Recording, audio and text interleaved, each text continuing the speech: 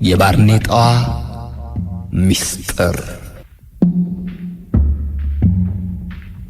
በንፋስ ኃይል እየተነዳች በባቡር መንገዱን ላይ ስትንከባለል ቆይታ ከአንድ የፖሊስ መኮንን አጠገብ ደረሰች። ባርኔጣዋ አንድ የነፍስ ግድያ ወንጀል መፈጸሙን ልትገልጽ መሞከሯን የፖሊስ መኮንኑ የተገነዘቡት ከ15 ቀን በኋላ ነበረም። የባርኔጣዋ ሚስጥር ምን ነበረም?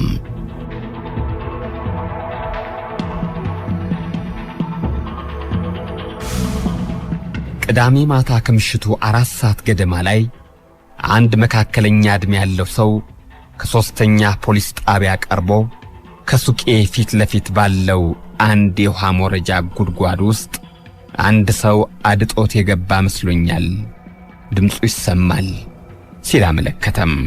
የጣቢያው ተረኛ የሆኑት መኮንን ያመልካቹን ቃል በዕለት ሁኔታ እንዲመዘገብ ካዘዙ ወዲያ እሳትና ድንገተኛ አደጋ መከላከያ ጣቢያ ስልክ ይደውላሉ። ያመልካቹ ቃል በዕለት ሁኔታ ተመዝግቦ እንዳበቃ በሰውየው መሪነት ከ2 ወታደሮች ጋር አደጋ ወደ ደረሰበት ስፍራ መሩም። ጊዜው ቀዝቃዛ አየር የሚነዛ ለስላሳ የነፋስ ሽውታም አለው። ወራቱ ክረምት እንደመሆኑ መጠን ዝናብ ጥሎ ካባራ 1 ሰዓት አልፏል። ሰው ገብቶበታል የተባለው ጉድጓድ ከጠራ ሜዳ ላይ የሚገኝ የማዘጋጃ ቤት የክረምት ጎርፍ ወደ ቱቦ እንዲያስተላልፍ በሲሚንቶ የተሰራ ፎካ ነው። ጉድጓዱ የሚገኝበት በአስፋልት መንገድ ላይ በመሆኑ በአካባቢው አንዳችም የዱካ ምልክት አይታይም።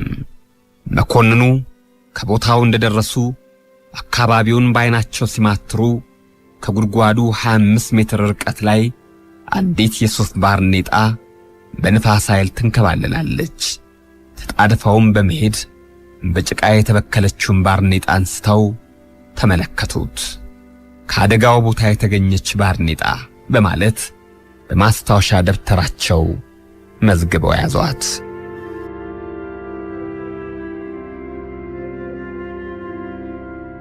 ከ5 ደቂቃ በኋላ አንድ እንደ ድምፁ የማይፈጥን የእሳት አደጋ ካሚዮን መጣም። የእሳት አደጋውን ሰራተኞች የሚመራው ሹም ለመኮንኑ ሰላምታ ከሰጠ በኋላ ምን እንደሚሰሩ ጠየቃቸው። 2 የእሳት አደጋ ሰራተኞች እየተፈራረቁ ወደ ጉድጓድ በመግባት ወደ ታችና ወደ ላይ 10 ሜትር ርቀት ያህል ፍለጋ አደረጉ። አንድም ሰው አላገኙም። የጉድጓዱ ርቀት 2 ሜትር ከ25 ሴንቲሜትር ሲሆን እስከ ጉልበት የሚደርስ ከንጦጦ የሚመጣ ጎርፍ በውስጡ በርጋታ ይሄዳል። የውሃ መውረጃው በሲሚንቶ ግራና ቀኝ የተሰራ ቦይ ሲሆን ስፋቱ ከ1 ሜትር አይበልጥም። የእሳት አደጋው ሰራተኞች ምንም ነገር ለማግኘት አለመቻላቸውን ገልጸው ተመለሱ። ፖሊሶቹም ጉድጓድ ገባ የተባለው ሰው እሳት አደጋ ሰራተኞች ተፈልጎ አለመገኘቱን በዕለት ሁኔታ መዝገቡ ምርመራውን የቀጠሉ መሆናቸውን ገለጹ። ይህንንም ለበላይ ኃላፊያቸው አስተላለፉ። አመልካቹ የአንድ ዳቦ መሸጫ ሱቅ ባለቤት ነበረም። አደጋው ደረሰ የተባለው በአመልካቹ ሱቅ ፊት ለፊት ከ15 ሜትር ርቀት ላይ ነው። የአመልካቹን ቃል በሰፊው መቀበል አስፈላጊ በመሆኑ መርማሪው መኮንን ወደ ጣቢያ አስመጡት። ፖሊሱና አመልካቹ በአንድ ክፍል ውስጥ በጸጥታ ፊት ለፊት ተቀምጠዋል። ከምሽቱ 3 ሰዓት ይሆናል። ቀኑን ሙሉ ገበያተኛ በዝቶብኝ ስለነበረ ድካም ተሰምቶኛል። ዳቦ ከመደርደሪያው ላይ ስላለቀ ወደ 2ኛው ክፍል ማለቴ ጓዳ ገብቼ ሰራተኞቹን ከመጋገሪያው ቦታ ዳቦ እንዲያመጡ አዝዤ ስመለስ አንድ ድምፅ ሰማሁ። ከሱቅ ወጥቼ ለማዳመጥ ብሞክር ከጉድጓድ ውስጥ መሰለኝ። ከዚያም ልጅ ጉድጓድ ገብቷል ብዬ አሰብኩና ወደ እናንተ ሮጬ መጣሁ። እንደሚመስለኝም ምናልባት ከሌላ አቅጣጫ የሰማሁት ድምፅ ሊሆን ይችላል ሲል አመልካቹ አስረዳም።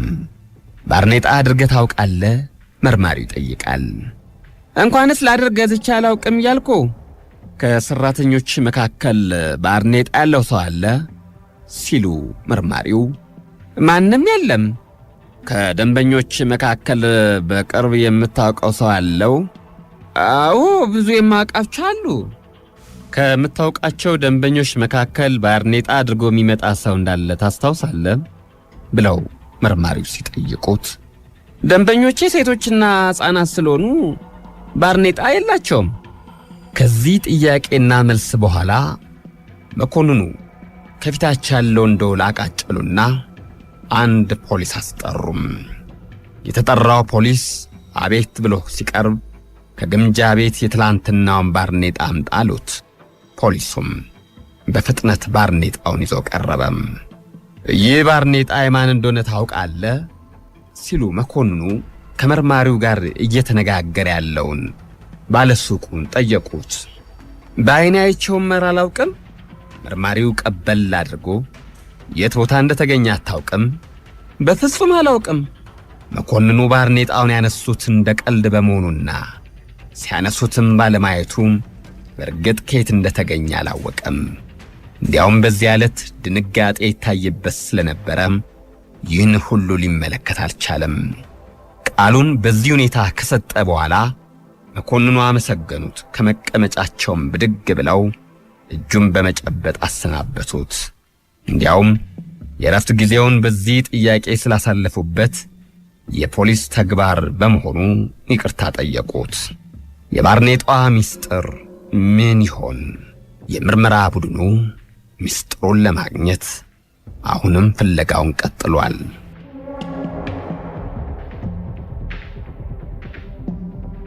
የባርኔጣ ባለቤት እስካሁን አልቀረቡም። ጠፋብኝ ያለ ሰውም የለም። ጉድጓዱ ቢፈተሽ ሰው አልተገኘም። በአካባቢውም ቢከታተሉ በዚያ ዕለትና ሰዓት በዚያ አካባቢ ጸብ አልተፈጠረም አሉ። ይህ ሁኔታ ሰው አለመሞቱን ቢያሳምነኝም የባርኔጣዋ ጉዳይ ይከነክነኛል ሲሉ ብዙ አሰቡም።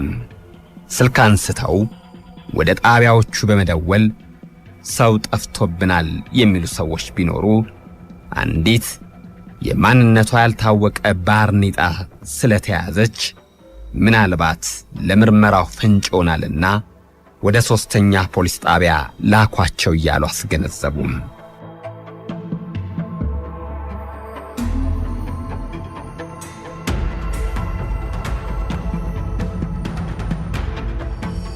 ይህ በሆነ በአምስተኛው ቀን አባታችን ጠዋት እንደወጡ ሳይመለሱ 7 ቀን አልፏቸዋል የሚል የ13 ዓመት ወጣት ከፖሊስ ጣቢያ ቀርቦ አመለከተም። መርማሪው ታዳጊውን ወጣት አባት የለበሱት ምን ነበረም? ልጅ ገበርዲን ይላል። ከቤት የወጡት ምን ይዘው ነው? መርማሪ ይጠይቃል። ልብ አላደረግንም ይላል ታዳጊው ልጅ። ከያዙት የምታስታውሰው የለህም? ከራሳቸው ላይ የማትለይ ሱፍ ባርኔጣ አለቻቸው ሲል ይመልሳል። በዚያ ቀን ባርኔጣ ሳያደርጉ ሄዱ እንዴ? አድርገውት መውጣታቸውን ማማ ነግራኛለች። ባርኔጣው አሁን ብናሳይ ታውቀዋለህ? ያውም አግኝቻት ነው።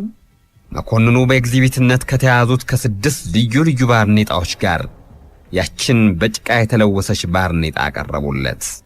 ጭቃው ደርቆ ስለነበረም ባርኔጣዋ ተጨማዳለች።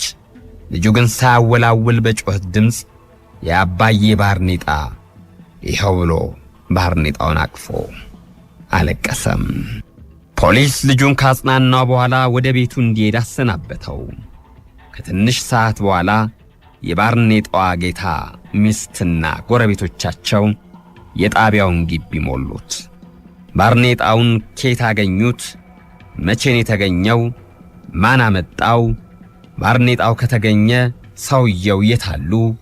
የፖሊስ መኮንኑ ጠፉ የተባሉትን ሰው የቤተሰቡና የጎረቤቱን ጩኸት ካስቆሙ በኋላ እስኪ ለ2 ቀናት ታገሱን ሲሉ ጠየቁም። ሰውየው ሞቷል ብሎ ማመን የሚቻለው አስክሬናቸው ሲገኝ በመሆኑ የምርመራው መጀመሪያ እርምጃ አስክሬኑን ለማግኘት የሚደረገው ጥረት ሆነም። እንደተለመደው እሳትና ድንገተኛ አደጋ ተጠራና እንደገና ፍለጋ ተደረገም። አቶ ተመለሰ። አሁን እንግዲህ የመርማሪው መኮንን ምርጫ እሳት አደጋ ጠልቆ ከጉድጓዱ አፋፍ 10 ሜትር ርቀት ጀምሮ መቆፈርና ውሃ የሚወርድበትን ቦይ በግልጽ መፈተሽ አስፈላጊ መሆኑን አረጋገጠ። ግን የአስፋልቱን መንገድ ለማስቆፈር የባለስልጣን ፍቃድ አስፈላጊ በመሆኑ ይሄም ሌላ ችግር ሆነም።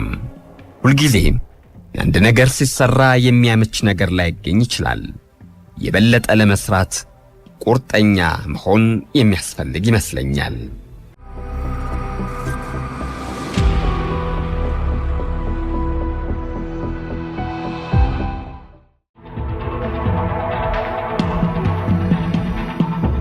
መኮንኑ ከሲሚንቶ የተሰራውን የቦዩን የላይ አካል በቀን ሰራተኞች ማስቆፈር ጀመሩ።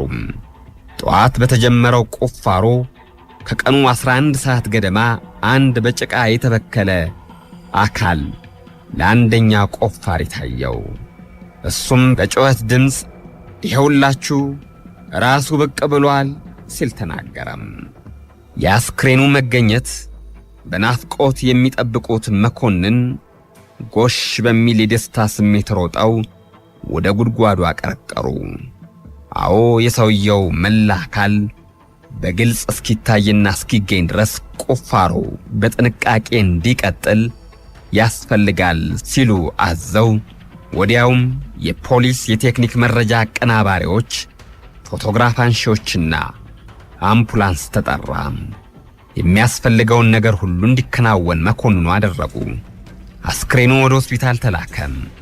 በሌላ በኩል ደግሞ የሟቹ ሚስት ተፈልገው ሆስፒታል ከተወሰዱ በኋላ የተገኘው አስክሬን የባለቤታቸው ለመሆኑ እንዲያረጋግጡ ተደረገም። ሟቹ በእርግጥ የዛች የባርኔጣ ጌታ የፈላጊዋ ሴት ባለቤት መሆናቸው ተረጋገጠም። የቀብሩ ሥርዓትም ወንጀሉ በተደረገ በ8ኛው ቀን ተፈጸመ።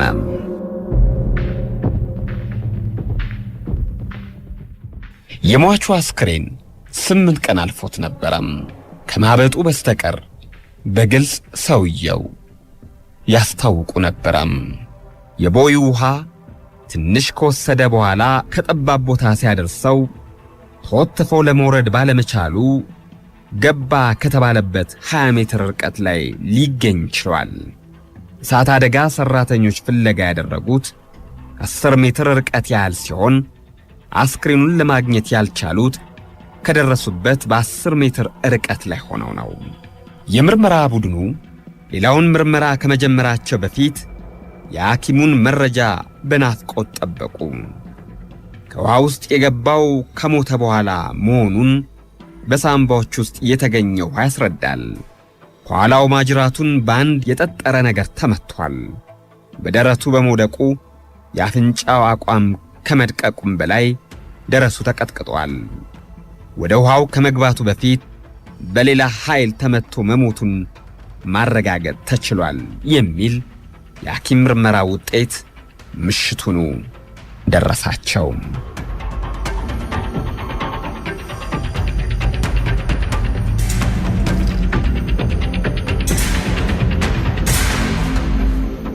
እስካሁን ድረስ ያቺ ባርኔጣ ረዳችኝ። ወንጀለኛውን ለማግኘት ደግሞ ማን ይረዳኛል? ፍንጩ ምንድነው? እያሉ መኮንኑ አሰቡ። የተዳፈነ ምርመራ ነበረም። ፍንጭ አለ ቢባል በጉድጓድ ውስጥ ድምፅ ሰማው የሚል ያ የዳቦ ነጋዴ ብቻ ነውና ለዚያ ሰው ደግሞ የከረረ ጥያቄ ቢቀርብ የሰማሁትን ለፖሊስ ብናገር እኔን ወንጀለኛ አሉኝ የሚል ጥርጣሬ ያድርበታል። የሰው ደም በከንቱ ፈሶ እንዳይቀር ብልሃቱን አንተ ስጠኝ ብለው መኮንኑ መርማሪውን አጠንክረው አሳስበው ሄዱም። በአንደኛው ቀን ባርኔጣውን ያገኙት መኮንን ጉድጓድ ውስጥ ሰው ገብቷል ብሎ ጥቆማ የሰጠው ባለዳቦ ቤቱን ከሱቁ ያገኙታል። ሰላምነ እንደምን አለ ይሉታል። ደንገጥ ብሎ ኦ ጌታዬ እንደምን አሉ ሲል ለመኮንኑ በማስተዛዘን ጠየቀም። አዩ ያን ጊዜ ኧረ በዚህ ጉድጓድ ውስጥ ሰው ገብቷል እያልኩ ስለፈለስ ዝም ብላችሁ እውነቱን አሁን ተገለጸ። መቼም የፖሊስ ነገር ሰው አታምኑም። ይሄ ጉደኛ ልማደኛ ነው። ከዚህ ቀደም አንዱ አዳልጦት ግማሹ አካሉ ከገባ በኋላ በሰው ብርታት ዳነ። ይሄም እንደዚያው አዳልጦት ይሆናል። ምስኪን እኔ ከንበል ያርገኝ ሲል ለፖሊሱ እያዘነ አወጋቸው። አዎ የዛሬ ሰው የሚወድቅበት አያውቅም፣ ያሳዝናል። ለመሆኑ ከሟቹ ጋር አትተዋወቁም ነበር ሲሉ ፖሊሱ እንደዋዛ ጠየቁ። ያገኙት መልስ አላውቀውም የሚል ብቻ ሆነ። ግን ያ ዳቦ ጋጋሪ ይህ ጥያቄ ሲቀርብለት ደሙ ቆጣ ብሎ ነበረ። ለምን ይቆጣል ሲሉ ፖሊሱ በልባቸው አሰቡ። ከዚህ በኋላ ብዙ ምስጢራዊ ምርመራዎች ተከናወኑ።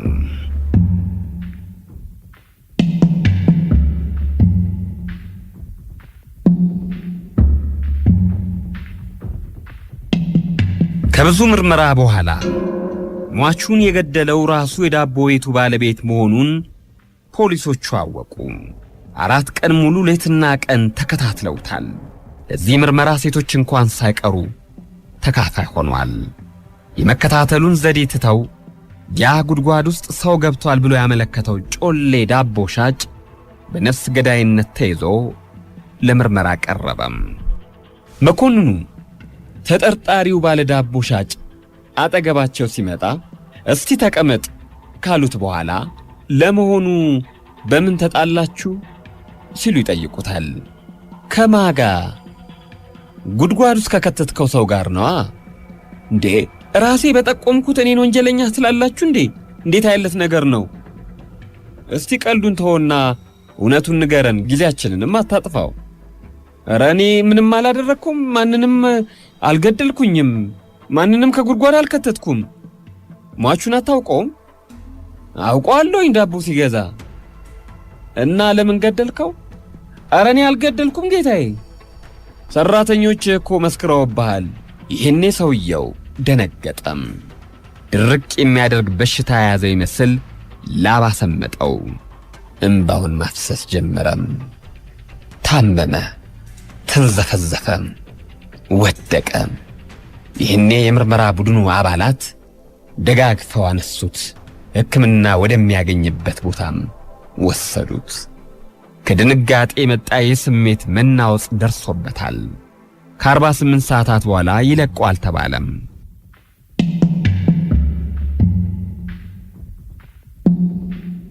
ተከሳሹ ወደ ማረፊያው ቤት ሲመለስ መኮንኑ የተከሳሹን 2 ሰራተኞች ለምስክርነት አስመጧቸው። መኮንኑ አንደኛውን የዳቦ ቤት ሰራተኛ አስጠርተው ሲራጅ እንኳን ደህና መጣ ብለው ተቀበሉት። ለምንድነው ያየውን ያልተናገርከው? ጌታዬ እኔ ባይሆን ስራው ይቅርብኝ እንጂ ለፖሊስ እናገራለሁ ብል ያከላከለኝ አበባየው ነው። መልካም፣ አበባየው ሁኔታውን ተመልክቷል እንዴ? ተዋበችም እኮ ነበረች። ሁኔታው እየተብራራ የአይን ምስክሮቹ ቀረቡ። ያዩትን ሁሉ ተናገሩ። ከምስክሮቹ የተሰጠው ቃል እንደሚያስረዳው ተከሳሹ ሟቹን ሊገድል የቻለው በስድብ ምክንያት ነው። በዚህ ዕለት ሟቹ ሰክሮ መጥፎ ስድብ ተከሳሹን ስለሰደበው አንገቱን በመጥረቢያ ሲመታው ሟቹ ፊት ለፊት በግንባር ወደቀ። ይነሳል ብለው ሲጠብቁት ጭጭ ብሎ ይቀራል። አሁን ሰውየው የሚናገረውን ማዳመጥ ብቻ ነው የመርማሪዎቹ ሥራም።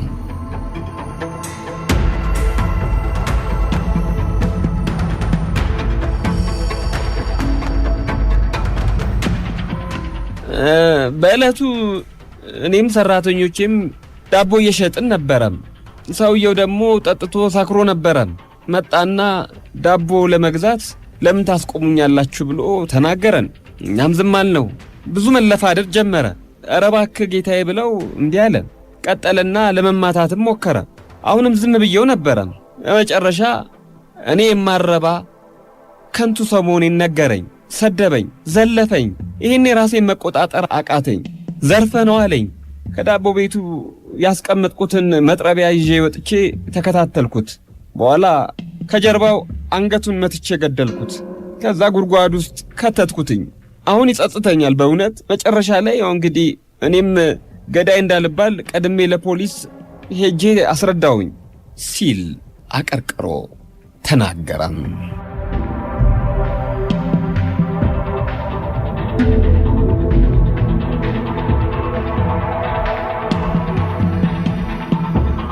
ይህን ጉዳይ ሲከታተል የነበረው ፍርድ ቤት የተከሳሹን ቃል ከሰማ በኋላ በሞት እንዲቀጣ ወስኖበታል።